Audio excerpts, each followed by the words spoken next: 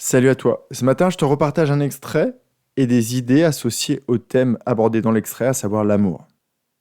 Donc Vincent et le sage se sont retrouvés à la terrasse d'un café et ils discutent de l'amour. Et là, c'est le sage qui parle. Vincent voit le cœur comme un récipient.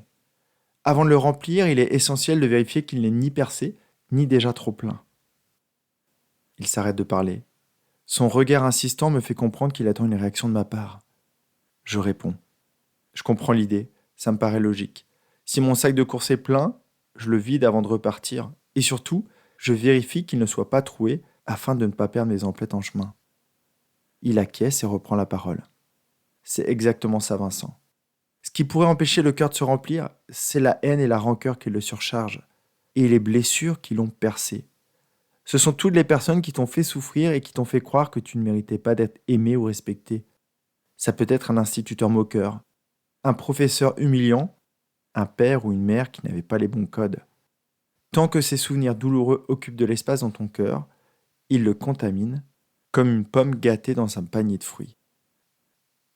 Pour lire la suite, il te faudra encore attendre quelques jours. J'avais envie de reprendre deux idées avec toi. L'idée du récipient. Vois le cœur comme un récipient. Soit il est rempli d'amour, soit il est rempli de haine. Dans le roman, je reviens sur l'importance du pardon, afin d'éviter de te faire souffrir plusieurs fois. C'est quand même dommage qu'une personne t'ait fait souffrir une fois et qu'à chaque fois que tu y penses, tu te réinfliges une blessure.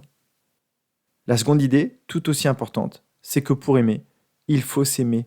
Et pour ça, tu as besoin de soigner tes blessures. Comprendre que les paroles que tu as entendues n'étaient pas toutes vraies. Que même si tu as eu l'impression de n'avoir pas été aimé, ce qui est peut-être faux, tu dois comprendre que tu es aimable et que tu mérites l'amour.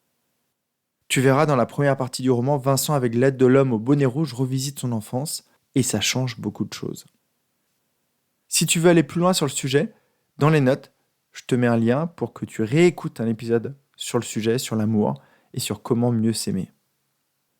On est encore à 5 jours du lancement et j'espère que tu seras dans les starting blocks pour te l'offrir dès mardi. Je te donne rendez-vous samedi matin pour un autre court extrait.